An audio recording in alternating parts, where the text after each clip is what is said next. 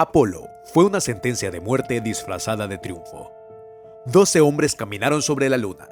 Cada uno de ellos voló dentro de una máquina que no debería haber funcionado, a través de radiación que nadie entendía del todo, hasta una superficie diseñada para matarlos de al menos 6 formas diferentes. Y la única razón por la que cualquiera de ellos volvió a casa es una combinación de suerte, paranoia e ingeniería sujeta, literalmente, con papel de aluminio y velcro. Esto no es la versión que te enseñaron en el colegio. Esta es la versión real. Antes de que el primer tripulante de Apolo alcanzara la órbita, 3 de ellos ya estaban muertos. El 27 de enero de 1977, Gus Grissom, Ed White y Roger Chaffee estaban dentro del módulo de mando del Apolo 1 en la plataforma de lanzamiento del Cabo Kennedy. Era un ensayo. El cohete ni siquiera tenía combustible. La cabina estaba presurizada con oxígeno puro. En una cabina sellada de oxígeno puro, los materiales ordinarios se convierten en algo terrorífico. El velcro arde como pólvora. El aluminio resplandece. La tela se enciende solo con el calor de un filamento, sin necesidad de llama. Una chispa en un cable deshilachado tocó esa atmósfera saturada de oxígeno. El fuego trepó por las paredes de la cápsula en segundos. La escotilla se abría hacia adentro, y la presión dentro de la cabina en llamas era ahora mayor que la presión exterior, lo que significaba que la escotilla físicamente no podía abrirse. Los 3 hombres estuvieron vivos entre 15 y 30 segundos. Grissom llevaba meses quejándose de esa escotilla. Sus últimas transmisiones fueron gritos. Apolo ni siquiera había empezado y ya había matado.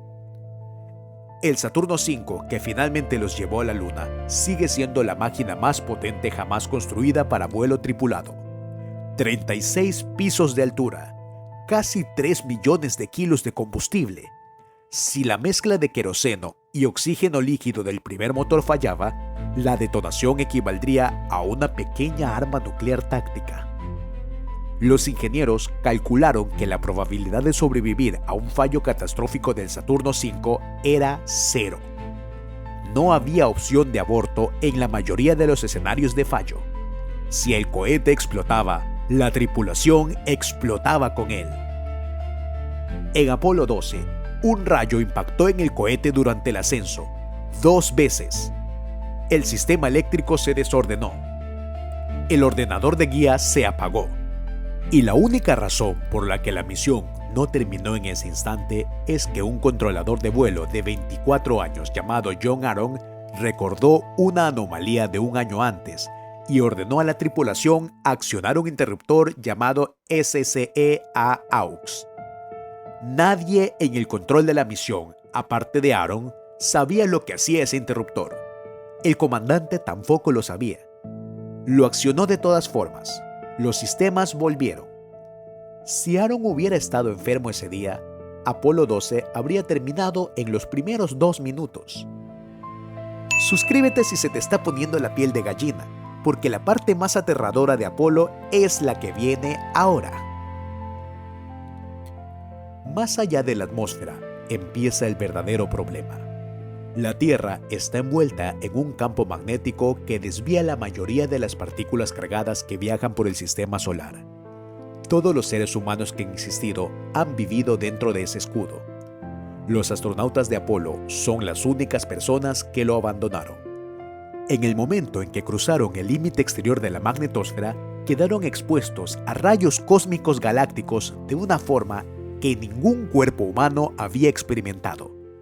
No son radiación solar ordinaria, son núcleos atómicos acelerados casi hasta la velocidad de la luz por explosiones de supernovas. Cuando una de esas partículas atraviesa un cuerpo humano, no deposita una pequeña dosis de energía, destroza el tejido como una bala del tamaño de un solo átomo, agujeros en el ADN, en las células del cerebro, en el músculo cardíaco, en el nervio óptico. Todos los astronautas de Apolo reportaron lo mismo durante los momentos tranquilos del viaje hacia la Luna. Destellos de luz con los ojos cerrados, rayas pálidas, estallidos. Algunos lo describieron como fuegos artificiales detrás de los párpados. nadie les había avisado. Nadie sabía qué era. Esos destellos eran rayos cósmicos pasando directamente a través de sus globos oculares, a través de sus retinas, a través del fluido vítreo. Cada destello era una sola partícula atómica viajando casi a la velocidad de la luz, perforando la cabeza del astronauta. Les estaban disparando constantemente con balas que no podían ver ni parar. La tripulación del Apolo 11 reportó un destello cada pocos minutos mientras descansaban. En una misión de una semana, eso suma cientos de partículas pesadas atravesando el tejido cerebral. El módulo lunar era la nave más frágil jamás tripulada. Sus paredes eran de aluminio y en algunos puntos el blindaje era tan delgado como unas pocas hojas de papel aluminio apiladas. Podías atravesarlo empujando con un lápiz.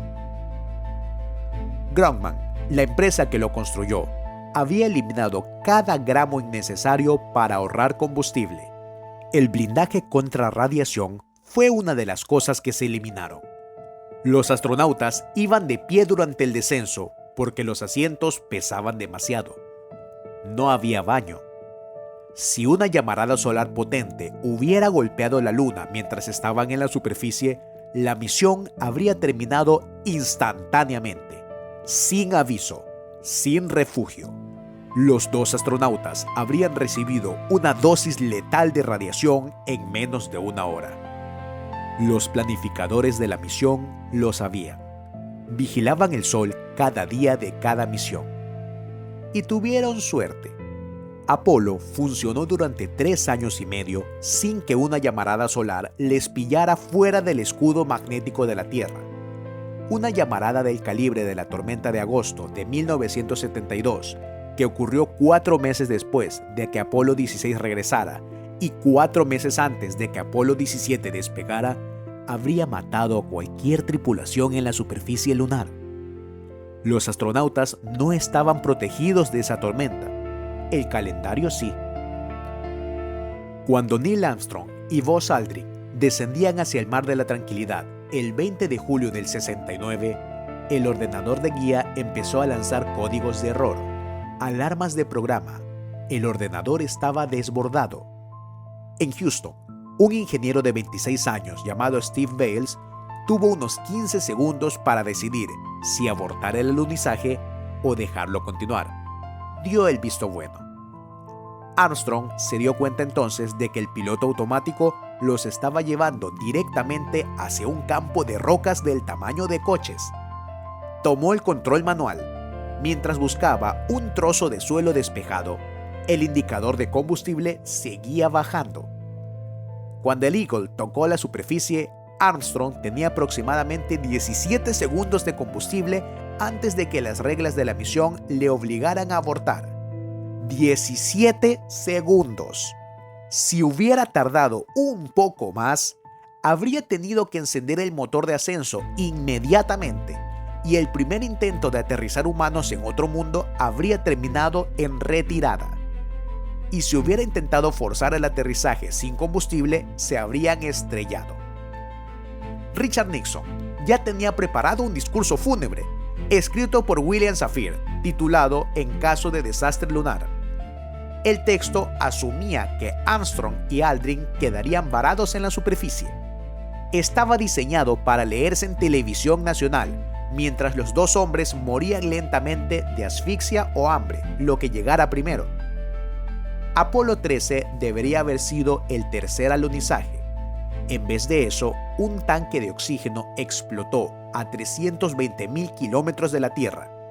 La tripulación tuvo que construir un adaptador para los filtros de dióxido de carbono usando una bolsa de plástico, cartón de la cubierta del plan de vuelo y cinta adhesiva, siguiendo instrucciones dictadas por radio desde Houston. La temperatura de la cabina bajó a 3 grados. Dejaron de beber agua para conservar energía. Fred Haise desarrolló una infección de riñón. Jack Swigert calculó las correcciones de navegación manualmente con una regla de cálculo y un reloj de pulsera. Volvieron a casa. Apenas. Apolo 13 fue clasificado como un fallo exitoso. Lo que se pierde en esta frase es que todas las demás misiones Apolo tenían los mismos sistemas, los mismos tanques, el mismo diseño. Cualquiera de ellas podría haber sido Apolo 13. Y luego estaba la vuelta a casa. Las cápsulas reingresaban en la atmósfera a casi 40.000 km por hora. A esa velocidad, el aire se comprime con tanta violencia que se ioniza y se convierte en plasma, a temperaturas de unos 2.700 grados centígrados, suficiente para vaporizar el acero. Si el ángulo de reentrada era ligeramente incorrecto, el escudo térmico fallaba. Demasiado empinado y la cápsula se desintegra. Demasiado plano y rebota en la atmósfera como una piedra en el agua, y la tripulación se pierde en el espacio para morir asfixiada. Durante los peores momentos de la reentrada, el plasma alrededor de la cápsula bloquea toda la comunicación por radio. El control de misión no sabe si la tripulación está viva o si la nave se ha desintegrado. Los astronautas dentro ven el plasma ardiendo al otro lado de las ventanas. No pueden pedir ayuda, no pueden cambiar de rumbo, solo pueden esperar a ver si el escudo aguanta. Para los astronautas que volvieron, el daño no siempre fue visible. Un estudio de 2016, liderado por Michael Delp en la Universidad Estatal de Florida, comparó las causas de muerte de los astronautas de Apolo que viajaron al espacio profundo con las de astronautas que solo volaron en órbita baja y con las de astronautas que nunca volaron. El grupo de Apolo, los únicos humanos que abandonaron la magnetosfera terrestre, murió de enfermedad cardiovascular a una tasa más de 4 veces mayor que sus colegas que nunca volaron. El efecto no se vio en astronautas que solo orbitaron la Tierra. La radiación del espacio profundo estaba haciendo daño lento y acumulativo a las células de sus vasos sanguíneos, daño que tardó décadas en matarlos. Alan Shepard murió de leucemia. Jim Irwin, que sufrió una arritmia cardíaca en la superficie lunar, tuvo su primer infarto un año después de volver, y murió de otro en 1991 a los 61 años. Neil Armstrong murió de complicaciones de cirugía cardíaca. Y el coste psicológico fue igual de real. Buzz Aldrin volvió a la Tierra y cayó en el alcoholismo y la depresión severa. Escribió que volver de la Luna fue más difícil que ir. Todo en la Tierra le parecía pequeño y sin sentido después de lo que había visto. Los hombres que caminaron en otro mundo volvieron a un planeta que ya no les encajaba. Habían estado en un lugar para el que ningún ser humano fue construido. Una parte de ellos nunca regresó del todo. Apolo se recuerda como un triunfo, y lo fue. Pero la versión que hemos contado durante 60 años es la versión limpia. Banderas, discursos, huellas en el polvo.